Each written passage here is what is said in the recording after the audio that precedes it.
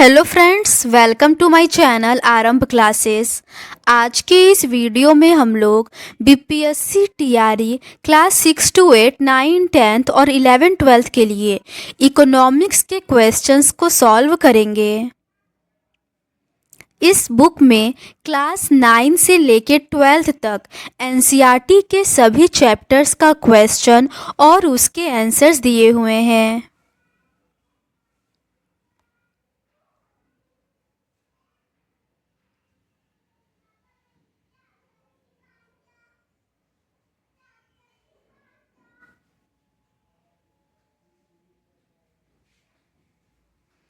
इस बुक में BPSC TRE 1.0, 2.0 और 3.0 में जो भी इकोनॉमिक्स के क्वेश्चन पूछे गए हैं वो सभी दिए हुए हैं। इसके अलावा DSSB TGT PGT, KVS TGT PGT, NVS TGT PGT, EMRS TGT PGT में भी जो क्वेश्चंस इकोनॉमिक्स के पूछे गए हैं सभी दिए हुए हैं। इस बुक में कुल 91 क्वेश्चन पेपर में इकोनॉमिक्स के जो भी क्वेश्चंस पूछे गए थे वो सभी दिए हुए हैं। तो बिना देर किए चलिए आज का ये वीडियो शुरू करते हैं।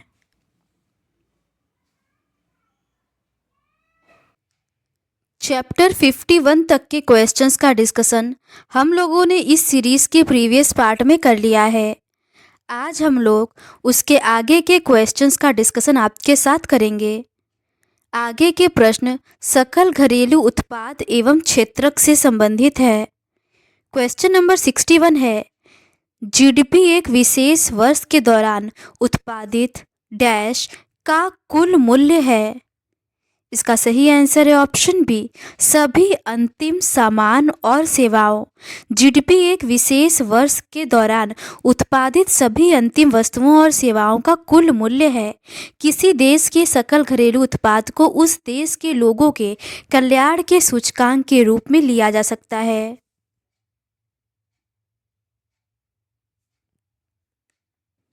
अगला प्रश्न है, क्रय शक्ति समानता PPP का क्या अर्थ है?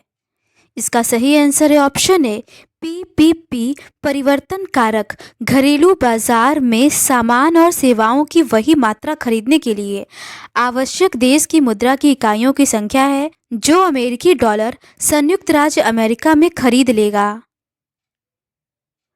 क्रय शक्ति समता या PPP अंतर्राष्ट्रीय विनिमय का सिद्धांत जिसके अनुसार एक समान वस्तुओं की कीमत विभिन्न देशों में समान रहती है। PPP परिवर्तन कारक घरेलू बाजार में सामान और सेवाओं की वही मात्रा खरीदने के लिए आवश्यक देश की मुद्रा की इकाइयों की संख्या है जो अमेरिकी डॉलर संयुक्त राज्य अमेरिका में खरीद लेगा। अगला प्रश्न है, क्रय शक्ति समानता के संदर्भ में सकल घरेलू उत्पाद का मूल्य होता है। ए है, सामान्यतः रुपए के संदर्भ में जीडीपी मूल्य से अधिक। बी है, सामान्यतः रुपए के संदर्भ में जीडीपी मूल्य से कम।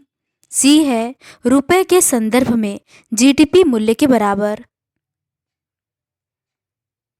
डी है, अमेरिका और भारत में माल और सेवाओं के मूल्य पर आधारित। सही विकल्प चुनिए।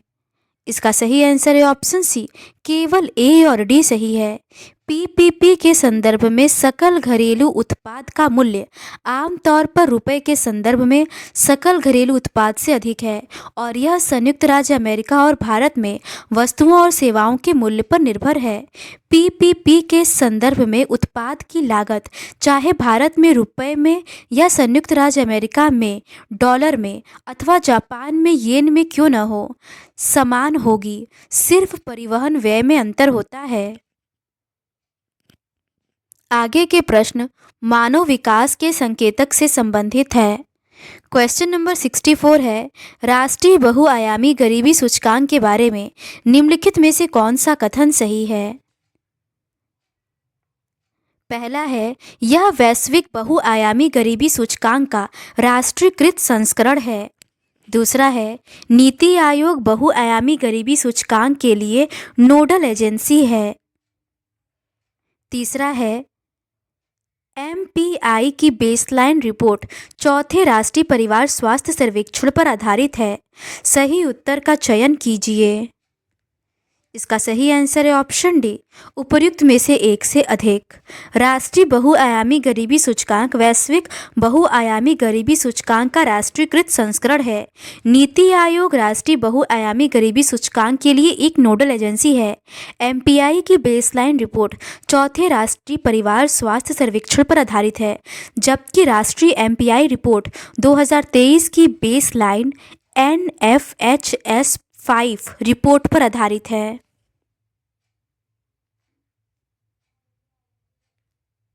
क्वेश्चन नंबर 65 है, यूएनडीपी द्वारा प्रकाशित मानव विकास रिपोर्ट में देशों की तुलना किस आधार पर की गई है? इसका सही आंसर है ऑप्शन डी, उपर्युक्त में से एक से अधिक। 1990 में यूनाइटेड नेशन डेवलपमेंट प्रोग्राम के अर्थशास्त्री महबूब उल हक के सेन तथा सिंगर हंस ने मानव विकास सूचकांक को विकसित किया। 1990 में ही पहली बार मानव विकास रिपोर्ट प्रस्तुत किया गया। रिपोर्ट 3 आयामों पर आधारित है, जो इस प्रकार है: स्वास्थ्य की स्थिति, ज्ञान या शिक्षा और प्रति व्यक्ति आय। अगला प्रश्न है, निम्नलिखित में से कौन सा बिहार के मानव विकास से संबंधित है? इसका सही आंसर है ऑप्शन डी, उपर्युक्त में से एक से अधिक। मानव विकास वह प्रक्रिया है जिसके द्वारा लोगों को उपलब्ध अवसरों की संख्या में वृद्धि होती है। साथ ही यह शिक्षा, स्वास्थ्य देखभाल, आय और उनके सशक्तिकरण के लिए अवसरों को बढ़ाने से जुड़ा है। बिहार में मानव विकास से जुड़े आयामों में पिछले 16 वर्षों में स्वास्थ्य और शिक्षा पर व्यय क्रमशः 11 गुना और 8 गुना बढ़ा है। बिहार की जीवन प्रत्याशा 69.5 वर्ष है और संस्थागत प्रसव 22% से बढ़कर 76.6% हो गया है। ए, बी और सी तीनों ही सही है। अगला प्रश्न है, 1990 से 2015 के दौरान चीन का औसत वार्षिक एचडीआई विकास यूएनडीपी के अनुसार 1.57% था। भारत के लिए यह कितना था? इसका सही आंसर है ऑप्शन बी, 1.52%। 1990 से 2015 के दौरान चीन का औसत वार्षिक मानव विकास दर यूएनडीपी के अनुसार 1.57 था, जबकि भारत का एचडीआई विकास दर 1.52% था। यूएनडीपी द्वारा प्रकाशित मानव विकास रिपोर्ट देशों की तुलना लोगों के शैक्षिक स्तर, उनकी स्वास्थ्य स्थिति और प्रति व्यक्ति आय के आधार पर करती है। अगला प्रश्न है, यूएनडीपी के मानव विकास सूचकांक 2015 के तहत चीन को इंडेक्स में कौन से समूह में रखा गया है? इसका सही आंसर है ऑप्शन बी, उच्च मानव विकास। संयुक्त राष्ट्र विकास कार्यक्रम के मानव विकास सूचकांक 2015 के तहत चीन को 0.733 स्कोर के साथ 97वें स्थान पर रखा गया है, जिससे चीन मानव विकास सूचकांक के उच्च मानव विकास में रखा गया था। एचडीआई वर्गीकरण एचडीआई कट ऑफ बिंदुओं पर आधारित होते हैं। 4 वर्गों में वर्गीकृत किया गया है। निम्न मानव विकास 0.550 से कम, मध्यम मानव विकास 0.550 से 0.699, उच्च मानव विकास 0.700 से 0.799 और बहुत उच्च मानव विकास 0.800 या इससे अधिक एचडीआई है। अगला प्रश्न है, निम्नलिखित 2 अभिकथनों को ध्यानपूर्वक पढ़ें और नीचे दिए गए अभिकथनों के संबंध में योग्य विकल्प का चयन करें। अभिकथन ए है, संयुक्त राष्ट्र विकास कार्यक्रम के मानव विकास सूचकांक 2015 के अनुसार भारत में जन्म के समय जीवन की अपेक्षा पाकिस्तान से अधिक थी। कथन बी है, 2015 के दौरान जन्म के समय पाकिस्तान में जन्म के समय महिला जीवन की अपेक्षा भारत से अधिक थी। इसका सही आंसर है ऑप्शन सी, ए सत्य है लेकिन बी असत्य है। अगला प्रश्न है, 2015 में निम्नलिखित देशों में से किसकी प्रति व्यक्ति सबसे कम सकल राष्ट्रीय आय थी? इसका सही आंसर है ऑप्शन बी, पाकिस्तान की। अगला प्रश्न है, संयुक्त राष्ट्र विकास कार्यक्रम द्वारा तैयार किए गए मानव विकास सूचकांक 2015 में भारत की रैंक क्या थी? पाकिस्तान की रैंक 131 थी। इसका सही आंसर है ऑप्शन सी 130। संयुक्त राष्ट्र विकास कार्यक्रम द्वारा तैयार किए गए मानव विकास सूचकांक 2015 में भारत की रैंक 130 थी। वह स्कोर 0.609 था और पाकिस्तान की रैंक 131 थी। अगला प्रश्न है, बाह्य कारण के संदर्भ में निम्नलिखित में से कौन सा सही निर्णय है? पहला है, बाह्य कारण का अस्तित्व परेटो इष्टतमता की उपलब्धि को तब भी रोकता है जब पूर्ण प्रतिस्पर्धा बनी रहती है। दूसरा है, एक बाह्य कारण तब होता है जब एक निर्णय से निर्णय लेने वाले व्यक्ति के अलावा अन्य व्यक्तियों या समूहों को लाभ होता है। इसका सही आंसर है ऑप्शन सी, पहला और दूसरा दोनों सही है। बाह्य कारणों से तात्पर्य किसी फर्म या व्यक्ति के लाभ से है जिससे दूसरा पक्ष प्रभावित होता है, जिसे भुगतान नहीं किया जाता है। बाह्य कारणों का कोई बाजार नहीं है जिसमें उसको खरीदा या बेचा जा सके। अगला प्रश्न है, असंभवता प्रमेय किसने दिया? इसका सही आंसर है ऑप्शन बी, केनेथ एरो ने। केनेथ एरो ने असंभवता प्रमेय दिया है। केनेथ एरो की असंभवता प्रमेय सामूहिक पसंद और कल्याणकारी अर्थशास्त्र के क्षेत्र में एक महत्वपूर्ण गणितीय परिणाम है। यह अर्थशास्त्र का एक ऐसा उपक्षेत्र है जो बताता है कि सामूहिक स्तर पर निर्णय कैसे लिए जाते हैं। अगला प्रश्न है, यदि बाह्य कारक मौजूद हो तो कल्याणकारी सुधार प्राप्त करने में कौन सी विधि मदद कर सकती है? पहला है विनिमयन, दूसरा है संपत्ति के अधिकार सौंपना और सौदेबाजी की अनुमति देना। इसका सही आंसर है ऑप्शन सी, पहला और दूसरा दोनों। बाह्य कारणों से तात्पर्य किसी फर्म या व्यक्ति के लाभ से है जिससे दूसरा पक्ष प्रभावित होता है, जिसे भुगतान नहीं किया जाता है। बाह्य कारणों का कोई बाजार नहीं होता है जिसमें उनको खरीदा या बेचा जा सके। कल्याण सुविधाएं प्राप्त करने वाली विधियां विनियमन और संपत्ति के अधिकारों को स्वीकार करना और सौदेबाजी की अनुमति देना है। अगला प्रश्न है, कल्याणकारी अर्थव्यवस्था के प्रथम मूलभूत सिद्धांत के लिए निम्नलिखित में से क्या आवश्यक है? पहला है, उत्पादक और उपभोक्ता मूल्य निर्धारक होंगे। दूसरा है, प्रत्येक वस्तु के लिए एक कुशल बाजार होना चाहिए। तीसरा है, वह अर्थव्यवस्था उपयोगिता संभावना वक्र पर किसी बिंदु पर संचालित होती है। इसका सही आंसर है ऑप्शन सी, पहला, दूसरा और तीसरा तीनों। कल्याणकारी अर्थव्यवस्था के पहले मौलिक सिद्धांत के लिए आवश्यक तत्व निम्नलिखित है। हर वस्तु के लिए कुशल बाजार हो, अर्थव्यवस्था का संचालन उपयोगिता संभावना वक्र के बिंदु पर हो, निर्माता और उपभोक्ता दोनों मूल्य देने वाले हों। कल्याण अर्थशास्त्र एक ऐसा अध्ययन है जिसमें इस तत्व पर प्रकाश पड़ता है कि संसाधनों और वस्तुओं का आवंटन सामाजिक कल्याण को कैसे प्रभावित करते हैं, अर्थात यह आर्थिक दक्षता और आय वितरण से संबंधित अध्ययन है। अगला प्रश्न है, इसे पाने के लिए नैतिक और मूल्य निर्णय लेना जरूरी है। इसका सही आंसर है ऑप्शन डी, सामाजिक कल्याण कार्य। सामाजिक कल्याण कार्य को पाने के लिए नैतिक और मूल्य निर्णय लेना जरूरी है।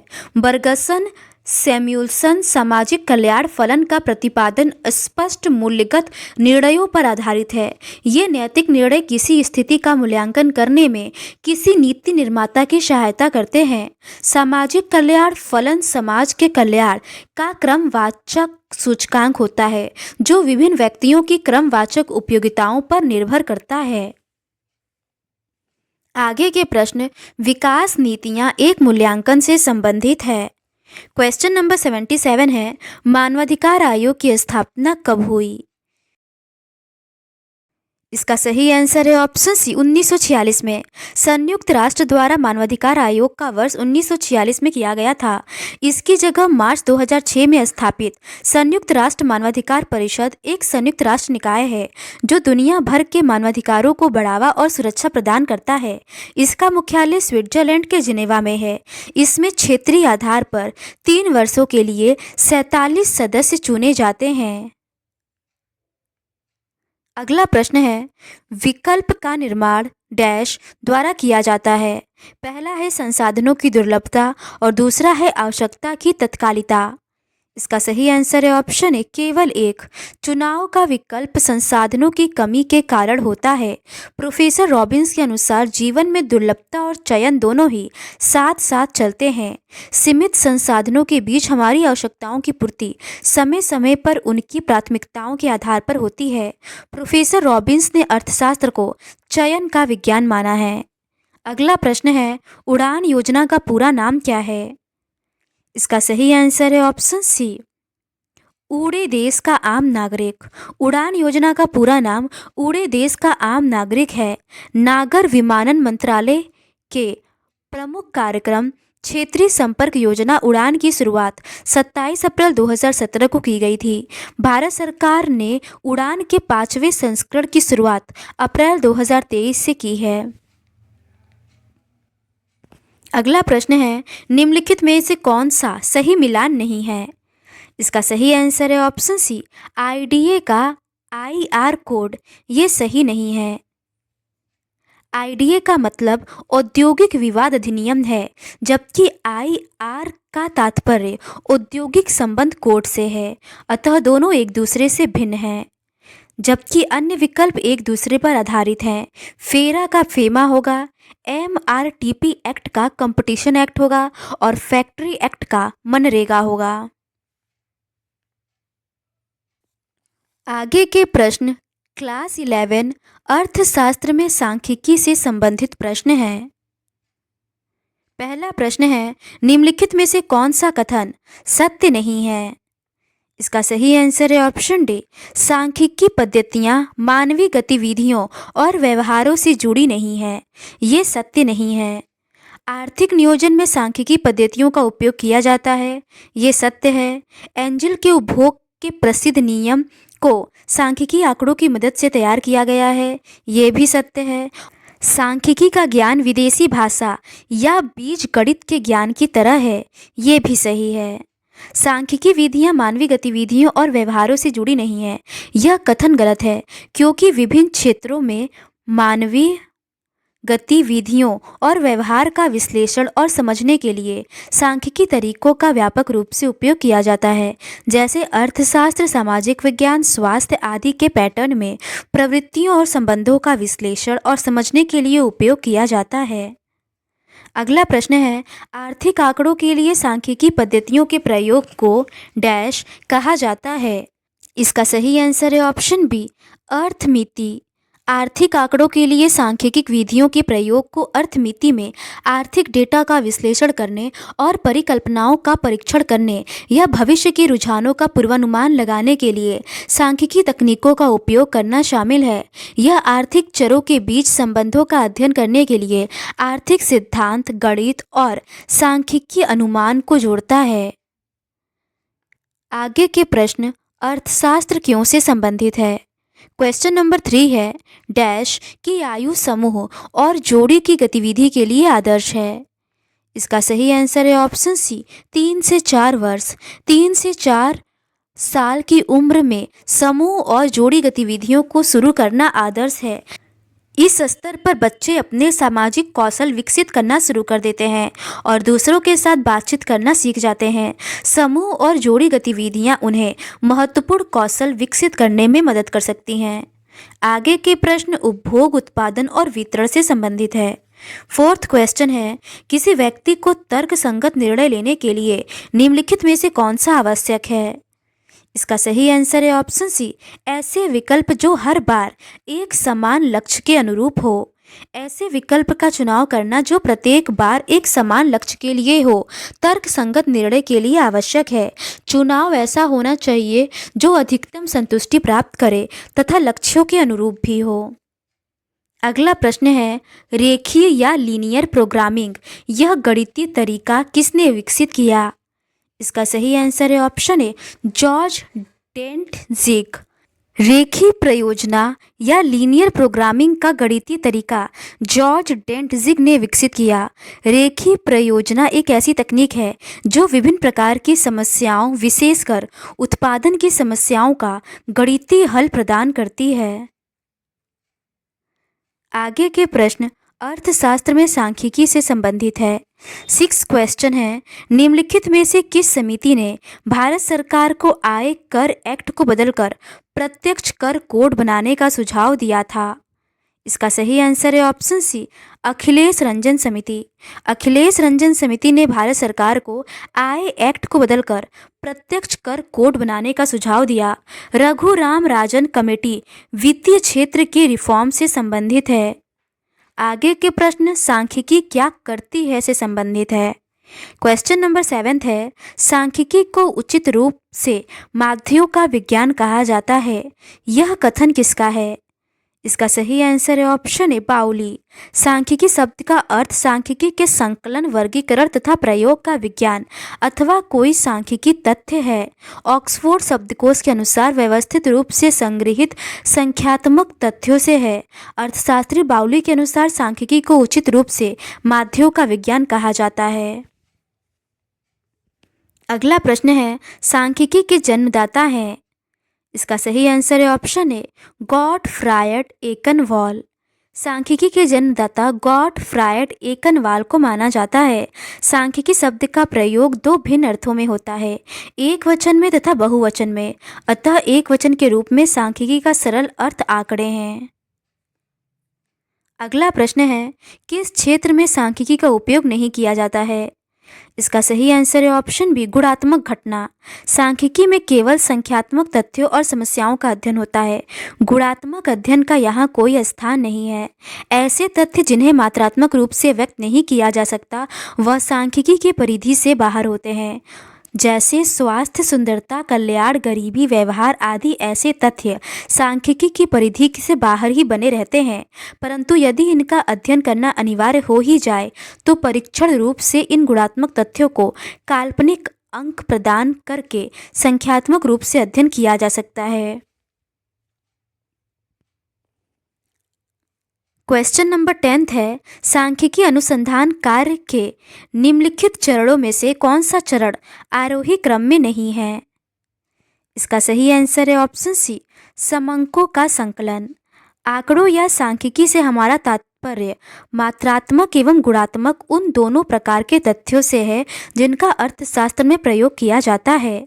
सांख्यिकी अनुसंधान कार्यों के चरणों का आरोही क्रम आयोजन, डेटा का संग्रहण, डेटा का संपादन, डेटा की प्रस्तुति, डेटा का विश्लेषण और आंकड़ों की व्याख्या करना है। अगला प्रश्न है, जर्मन शब्द स्टेटिस्टिक्स या सांख्यिकी का उपयोग करने वाले पहले व्यक्ति कौन थे? इसका सही आंसर है ऑप्शन सी, गॉटफ्रायड एकेनवॉल। सांख्यिकी का संबंध आंकड़ों के एकत्रीकरण, प्रस्तुतिकरण तथा विश्लेषण से है। ये आंकड़े भौतिक शास्त्र, समाज शास्त्र, मनोविज्ञान या किसी भी क्षेत्र के हो सकते हैं।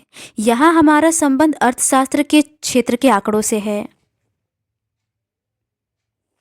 जर्मन शब्द स्टेटिस्टिक्स, जो कि अंग्रेजी शब्द स्टेटिस्टिक्स का मूल है, का प्रयोग सबसे पहले जर्मन विद्वान गॉटफ्रायड एकेनवॉल ने किया था। अगला प्रश्न है, सांख्यिकी अनुमानों और संभावनाओं का विज्ञान है, यह परिभाषा दी गई है। इसका सही आंसर है ऑप्शन बी, बॉडिंगटन द्वारा। सांख्यिकी का अर्थ है डेटा का अध्ययन, संग्रह, विश्लेषण, व्याख्या और व्यवस्थित करना। सांख्यिकी अनुमानों एवं संभावनाओं का विज्ञान है, यह परिभाषा बॉडिंगटन द्वारा दी गई है। अगला प्रश्न है, मॉडल स्पेसिफिकेशन त्रुटियों के संदर्भ में निम्नलिखित में से कौन सा सही है? पहला है, मॉडल को कम आंकना, उचित चर को छोड़ना। दूसरा है, मॉडल को ओवरफिट करना, अनावश्यक चर को मिलाना। इसका सही आंसर है ऑप्शन डी, पहला और दूसरा दोनों सही है।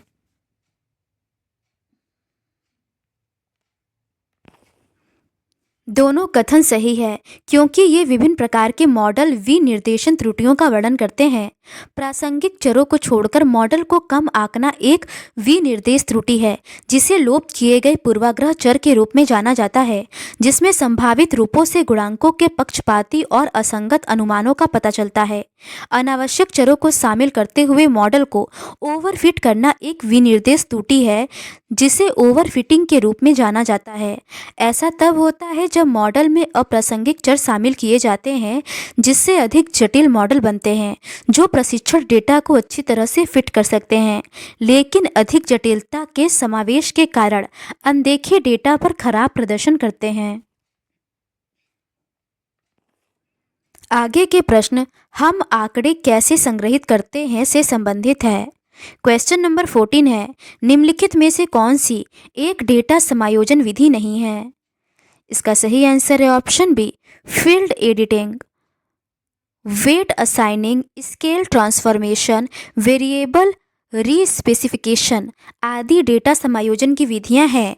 फील्ड एडिटिंग फील्ड सुपरवाइजर द्वारा साक्षात्कार के दिन डेटा का प्रारंभिक संपादन है। अगला प्रश्न है, निम्नलिखित में से कौन सी विधि कॉलम और पंक्तियों में डेटा को व्यवस्थित करता है? इसका सही आंसर है ऑप्शन डी, तालिका बनाना। सारणीबद्ध विधि में कॉलम और पंक्तियों में डेटा को व्यवस्थित किया जाता है। आगे के प्रश्न सर्वेक्षण के साधनों की तैयारी से संबंधित है। क्वेश्चन नंबर 16 है, निम्नलिखित में से कौन सा प्रश्नावली का पूर्व परीक्षण करने में से साध्य नहीं होता है? इसका सही आंसर है ऑप्शन डी, सर्वेक्षण की जाने वाली जनसंख्या को पूर्णतः समेकित करना। प्रश्नावली का पूर्व परीक्षण गैर उत्तरदायी प्रश्नों जैसे मुद्दों की पहचान करना, प्रश्नावली की कमियों को ढूंढना में मदद करता है और मुखबिरों से अधिक सहयोग प्राप्त करने के लिए प्रश्नावली में सुधार कर सकता है, जबकि इसमें सर्वेक्षण की जाने वाली पूरी आबादी को शामिल करना या पूर्णतः समेकित करना शामिल नहीं है, जो वास्तविक सर्वेक्षण के दौरान किया जाता है।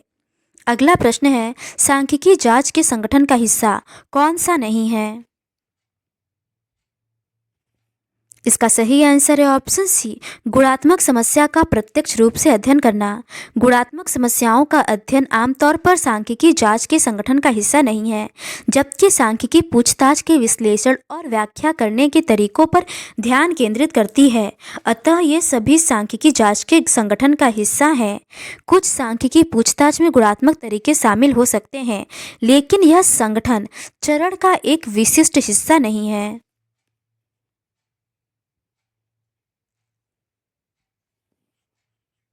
तो आज के इस वीडियो में बस इतना ही।